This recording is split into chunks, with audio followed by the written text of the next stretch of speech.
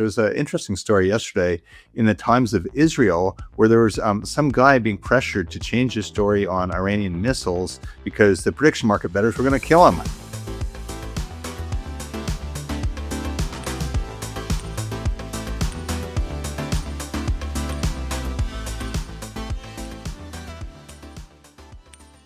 Hello and welcome back to Fortune's Crypto Playbook. I'm finance and crypto editor Jeff John Roberts. Leo is out on paternity leave, so I'm delighted to welcome Ben Weiss, a terrific reporter on our team. Welcome to your first show, Ben. I'm happy to be here. It is fun to be in the mix after watching you and Leo kind of spearhead this for the last few months. Ben, your knowledge is every bit as deep as Leo's, and this morning you wrote up the Mastercard news they reached out to you for, which is, we keep talking about these credit card companies, it feels like, but what are they up to now? Why is Mastercard in the news? This is something that Leo and I had been covering for months now. We've been tracking this. Mastercard has been kind of poking around about doing some stablecoin company acquisitions. And today they just announced that they have struck a deal to buy the stablecoin startup BVNK for $1.8 billion. It's the largest acquisition of a stablecoin startup, I think, ever. Bridge, which was acquired by Stripe, was at $1.1 billion. So it's big news for a payments network like Mastercard to make a big bet like this. Ben, these are the guys who their name is kind of looks like bank, but the A is a V. And this one, you said Coinbase almost scooped up, right? Yeah. So Leo and I reported on this. Basically, back in October, Mastercard and Coinbase were actually kind of in a bidding war for BVNK, and then Coinbase edged out Mastercard. But then Coinbase and BVNK pulled out of the, just decided to call the deal off. So it's a bit of surprise for Mastercard to kind of swoop in, especially because they were courting yet another crypto startup called Zero Hash. Oh, that's right. Yeah, they have them too. And we were talking about Visa recently, and they're sort of, I think they're partnering with Stripe, right? But does Visa have a stablecoin play of its own? That's a good question. I think Visa has been doing a lot of different projects with different stablecoin companies. They're partners with Rain, this stablecoin-backed credit card company that recently had a $2 billion valuation. They're doing a lot of stuff with Bridge, but I don't think Visa has made an acquisition as splashy as Mastercard or Stripe has. And just to remind us too, what do we need one of these things for? I mean, if everyone and their dog these days can issue their own stablecoin, why doesn't Mastercard just create Mastercoin or something? Or is it simply acquiring the tech expertise to do this? Will they have their own stablecoin, or what exactly does this mean under the hood? Yeah, so I mean, it's a good question, because I think, especially when you're talking to a lot of these people, right, it gets really in the weeds about the different kinds of tech stacks that they have, et cetera, for transmitting crypto and stablecoins and fiat, et cetera. But the way I understand Bridge and BVNK and companies of their ilk is that they're essentially what's called stablecoin orchestration platforms. So they're basically like connecting different APIs and making it really easy for companies to send stablecoins to each other or send stablecoins to customers, or they're basically kind of connective tissue for stablecoins in a way. And I think for Mastercard, that type of tech, obviously they've deemed it, they haven't said this publicly, but I think we can infer that they don't have this technology in-house, this kind of connective tissue for linking all these different stablecoin platforms. So that's probably why they paid a pretty big premium to buy BVNK. Yeah, and MasterCard too is kind of wants to be so much more than like the credit card. They want to be like this full suite of services with cyber, this and the other. Banks and big companies like this struggle to build their own things, so it probably makes more sense to buy it. But definitely want to watch. What else is cooking? Prediction markets. Can't get away from the prediction markets. There was an interesting story yesterday in the Times of Israel where there was some guy being pressured to change his story on Iranian missiles because the prediction market bettors were going to kill him. It sounds a little sensational, but that was kind of the gist of it, right? Fascinating story. There's a lot of fears with prediction markets in terms of their intersection with real world events, right? Will people try to influence what's going on to win money on these prediction markets?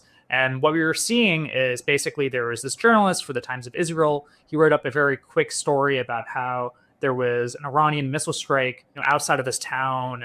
I don't think it hit a house or anything. That missile strike made a prediction market of, will Iran strike Israel on this specific date? It made it go to yes. So all of the people who bet on no for, I think it was March 10th, started sending them extremely angry emails. And we're like, hey, like, I think you actually got this wrong. It wasn't a missile. It was a missile fragment. And according to the rules of the prediction market, it was a missile fragment that if it's a missile fragment, then I think that gets canceled out. Anyway, all this is to say is that he was kind of getting bullied. And it's kind of crazy that people were going to this length to try to influence journalism, which is informing whether these prediction markets kind of go to yes or no. I mean, I hate to say this could happen, to us at Fortune at some point too, because we've talked about these edge cases before. There's one where like Zelensky wears a suit, at a meeting with the White House. There's a debate over what he turned up in was a suit or not. I think every time there's one of these cases, I think the journalists will be like a logical point of pressure. And I guess it's welcome to the club for us if this happens. It's not a good thing, obviously, but I know athletes are struggling with this too, because I think they were getting some pressure with like DraftKings and stuff, but with all the prop bets on prediction markets, I think there's, some poor like college athlete who's like 19 years old getting death threats all over their social media accounts because they missed a 3-pointer or something like that. And I did read something insightful on this, especially when we've got these more kind of macabre ones, like with, war or assassinations.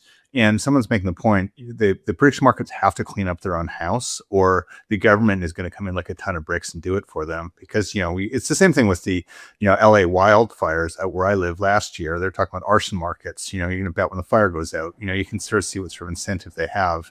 And I think Polymarket's still kind of offshore. So maybe they're a little more loosey-goosey in the way they, I think it's more decentralized platforms. So you get these bets bubbling up. From what I can see, all of these companies in the prediction market space, and it's not just Caution and Polymarket, there's a lot more of them, they better watch it. Is that your take, Tima? Yeah, I mean, I think the big question is, I agree that like regulators are going to crack down, but the question is when. And the question is, will it happen under the current Trump admin? We've heard from Mike Selig, who's the new chair of the CFTC. He is pretty pro prediction markets, and I don't see a crackdown happening on Kalshi or Polymarket during this current administration. That being said, these companies they want to persist for more than a couple of years. So what happens when there's a change of administration? Will there be a blowback against them? Will there be a crackdown? I think you're right to say that, something's going to happen. I think the biggest question for me is, will it happen within the next couple of years, or will we have to wait for a new administration? Or will other countries take the lead on regulation here, like the EU, et cetera? Right. I mean, I think the era of the EU kind of dictating American regulatory policies, hopefully coming to an end a bit. Not saying they're wrong about everything, but I think you are right. There's probably some room to run, but it's going to be interesting to see what happens next. And while we're talking prediction markets, how many bets have you placed on the 5-minute movement of Bitcoin? I feel like that would be unethical of me as a journalist. Yeah, as your editor, Ben, is definitely unethical. For context, everyone, Polymarket's now got new contracts up where you can bet on the price of Bitcoin in 5 minutes. I think Kalshi's got one in 15 minutes. I don't see the point of this, but again, I'm not really one to clutch my pearls. It's a free country if you want to do this, but I just have a hard time seeing like any social benefit to this. I don't even see a market signal from it, but who knows? I mean, what's your take on it? What we're seeing play out with prediction markets right now, it's a constant tension between what these companies say they're doing and what they're actually doing. I think when Polymarket came on the scene,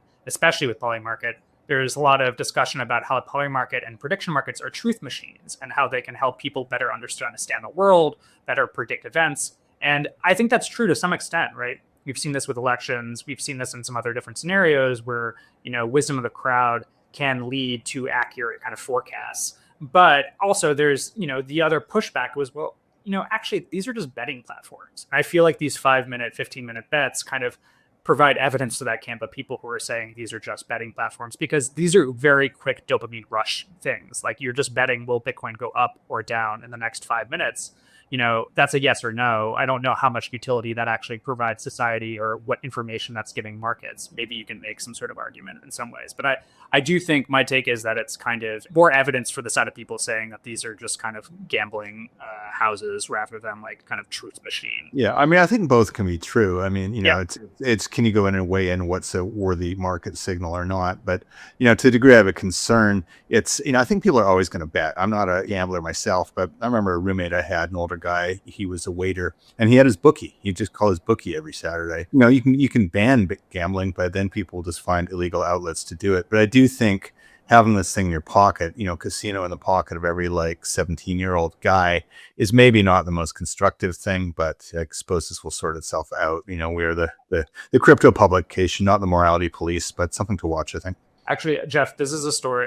I'm assigning myself the story. What's happening to all the bookies? Whoa! Don't give away this is a great assignment. Someone's going to steal this. I love it. Let's okay. You read that up before this episode goes out. Disrupted by AI and crypto and prediction markets. The lowly bookie. It's true. Yeah, the bookies are out of work. I think the mob's always had a tie to the bookies. And I mean, well, Tony Soprano's people be somehow in prediction markets, will they branch out? We'll see. Anyways, let's move on. Also in the news, Tuesday morning, Robinhood announced they bought a bunch of Stripe shares. For those of you looking at the bigger market, there are some just mega IPOs coming down the pike. SpaceX, OpenAI, Stripe, and I think Stripe too. I think they're taking their time, but they are, just a beast of a company, and they run a tight shop. And so why is Robinhood, I think they're competitors too. Robinhood's doing its own crypto thing, has its own blockchain. And here it is, its venture arm is buying private shares of Stripe. What's going on there, Ben? The context to put this in is that, Robinhood's kind of whole MO, right, is giving more people more access to all these different investment opportunities. The more exotic they are, the more they're trying to do it, right? They gave options to retail investors before they were like super accessible. Crypto. And I think one thing that Vlad, the CEO of Robinhood, and his company have been saying is that, private markets investing in these huge mammoth rounds for OpenAI, venture capital, they're private, right? The public can't get into it. You need to be an accredited investor. And not even that, you need to have the connections to be able to put in like a 5 million check into OpenAI or something like that. I think what's happening here is that Robinhood with this venture fund is trying to give the public access to some of these private market opportunities. Robinhood buying these shares of Stripe. And I think also they announced today 11 Labs, which is the AI voice startup. They're buying these shares of these two companies, I think are kind of like going into that narrative and value prop that they're saying is that like through this venture fund, we're giving, retail consumers access to these private market opportunities. I have to say, I love this because, if you're familiar with the way the IPO process works, right now, the only way to get your hands on private shares, these hot companies, which are just enormous, is to be an accredited investor and, be connected enough to go buy it on the private market. Most people can't do that. So you wait for the IPO. And the way that works is, they figure out a float price. The company gets together with a bunch of bankers and the bankers go to their favorite clients. They agree to buy at this price. And then you and me and retail investors buy it for double the price, later that day or the next day. And it just seems the IPO process, I don't want to call it broken, but it's just, there's so much room for improvement. And not to bang the drum I'm always doing, but I wrote about it again this weekend in my newsletter, that tokenized stocks just seem like such an answer to this. If we could have this out there, and this is coming. I was talking to a guy named Sebastian Bay at Reserve One, and he, what do you call it? He said the compliant disruptors, entities like Superstate and Securitize, are going to do this along with Kraken, and it's going to come. And after Congress finally figures out its crypto bill, the next order of business is going to be tokenized shares. I don't know. Do I sound like a madman here, Ben, or what do you think? No, this is your bugaboo. This is what you always like talking about. It's your tokenized stocks. The question for me with these private market opportunities is, from at least how I understand how the SEC is formulated, and is that like basically they don't want Joe Schmo out there taking on too much risk, right? If you're going to be investing in these private market opportunities, if you're a venture investor, most of these investments fail. The reason why these were kind of gate-kept, at least from a regulatory standpoint, is to protect consumers. I don't know if that's necessarily the need for these mammoth Stripe. Like Stripe is mammoth, right? I mean, this is the very much libertarian ethos of crypto. It's like, how much do we protect people and how much do we let people make their own decisions, et cetera. So, I mean, and there's no clear answer. The securities regime we have is a good one. It's based on disclosure. You want to go public, you have to go and, I hate the term, but people still use it, like open the kimono and show all your books and provide, transparency and guidance to how this company is being run. If you want to have access to the public markets, I think that's a good thing. That said, as these incredibly important companies get private, there's tons of information about them already, and then we have a sort of society where if you want to go out and buy penny stocks, you can do that. You want to go buy a handle of vodka and drink yourself silly this morning, you can do that. It's you can go buy yourself a Glock. Society lets you do all sorts of things and that we might not approve of, but I think, getting an opportunity to buy private shares of Stripe or SpaceX, there's a lot worse life choices than that. But obviously, you're right. I think in time, we probably need a new compliance regime that will foster this. But this gets me back to my tokenized stocks thing. Just put it all in blockchain, put it out there. You want to list these stocks in your blockchain, you got to provide, X, Y, and Z guidance. But I'll try to give our listeners and my readers some peace on this. But I'm telling you, my friend, this is coming. Speaking of private companies, our friends at Ripple, what was this? A share sale that values them at something. It was 50 billion, 50. Yeah, and who was the investor again? Or was, oh no, they just did a buyback. It was the share buyback. I mean, I've got friends at Ripple, and I've known Brad for years and years, and he's an excellent sort of pitchman, and he represents the industry well. But for life, I still scratch my head and going, what is Ripple's business? I mean, they've got big barrels of XRP they sell periodically, and people keep buying them. That's great, but I'm still scratching my head a little bit on what the rest of the business model is. It is a good question. They also have some very solid backers. I think Fortress Investment Group invested at them recently. Basically, what they have is they have a cryptocurrency that people really, really want. And for some reason, there's a market value for XRP. What XRP's blockchain actually does, and if people are actually using it, that's more of an open question. But I think what's a closed question is people want this cryptocurrency, and Ripple has a bunch of it. And what we saw them doing last year was they're using kind of this hoard and they're also their equity to buy their own revenue generating companies. There was a deal for G Treasury, which is I think a treasury platform company. Ripple, I guess, is making itself into a revenue generating company through just kind of buying other companies. And, they'll probably push back and say they have other revenue generating operations, but that's at least what kind of this acquisition spree last year made it seem. And I guess it seems like they've justified their high valuation. I guess so, but you can go and buy these different parts to make yourself a financial company, but you've got some really smart, you're going up against Goldman Sachs does stuff like that. And, Ripple's core competency has always been crypto. So why are they going to hold their own in this? I guess we'll find out. I mean, their valuation went up, and, I've been skeptical on and off about Ripple for years, but Brad keeps surprising us, and maybe he'll do it one more time. And they also have, their XRP army, which is, narrative's a big part of not just crypto, but American business. But yeah, at some point I do want to see sort of some, really coherent case. Maybe they'll get there, maybe they won't. Speaking of being skeptical, something I'm really skeptical about is Bullish. These are the guys who, and they keep doing sort of weird stuff. I tweeted about this week. I got a fair amount of response. This funny CoinDesk article came out on Bullish is trading soar 62% in a month, and it eclipses Coinbase. I asked around a bit, and I think there's something funny going on. And also, no news outlet picked up the story. The only one did was CoinDesk, which is owned by, guess who? Bullish. I really dislike conspiracy theories when it comes to media. I think most journalists are, ethical, including our colleagues at CoinDesk. They've got some really good reporters and people I have a lot of respect for there. But, it happens sometimes too. A junior reporter gets played. I shouldn't maybe kick around Bullish every show. I just have never heard anyone in the wild really using them. They're backing too. It's, it's kind of traditional Wall Street suits who aren't very well versed in crypto, and I just don't think they've got a lot of credibility. It's just a sort of a vibes thing on my part. Maybe they're going to surprise us. Maybe I can get an angry call after the show and they're going to show me the light. But what's your take on it? Bullish has a really interesting history in the sense that, the ultimate kind of backers or funders of this were do you remember this blockchain called EOS? Yeah. Yeah. So this blockchain that came out was kind of seen as the Ethereum killer back in the last ICO era, and, raised billions of dollars. They raised $4 billion. That was the biggest ICO in history. And what they did with it, God knows.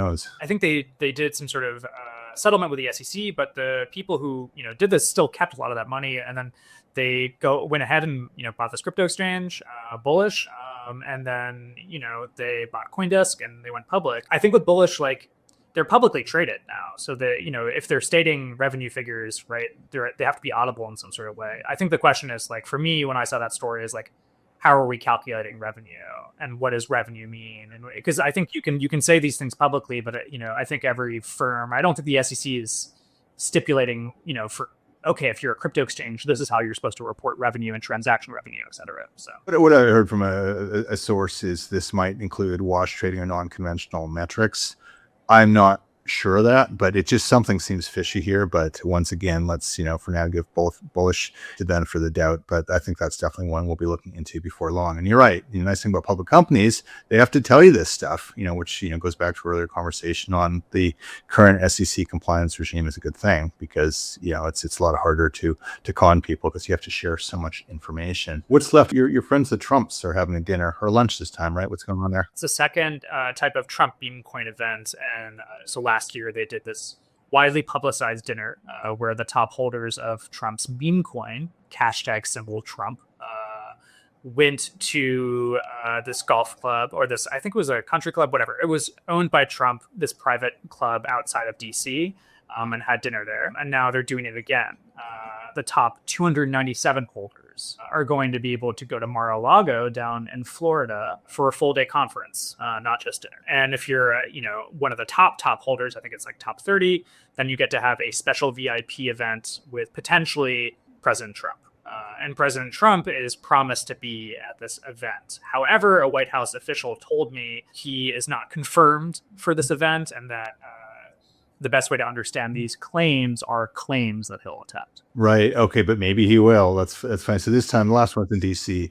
This one's at Mar-a-Lago. I get it. I don't think this is really, it's a shining honor to our Constitution and, good government and all that. But this is how this administration rolls.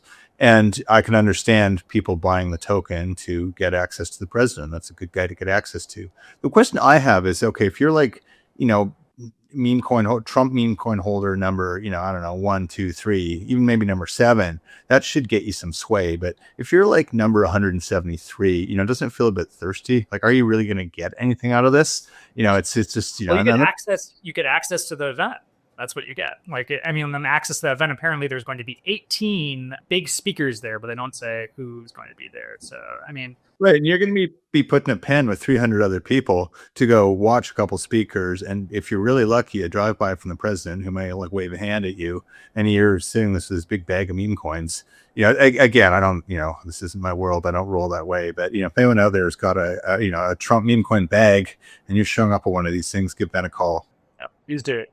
I got some great quotes from that last story I wrote about how the food at the DC event was so bad. It was like a Walmart steak. Oh yeah, how disappointing too. You get your bag of meme coins, you're off to meet the president, and he barely acknowledges you, and you're eating a Walmart steak. But just like it's, play silly games, win silly prizes, and so it goes. I think that's a wrap. Thank you everyone for joining us for this edition of Fortune Crypto Playbook. I'm Jeff John Roberts, and I'm Ben Weiss, and we'll see you next time.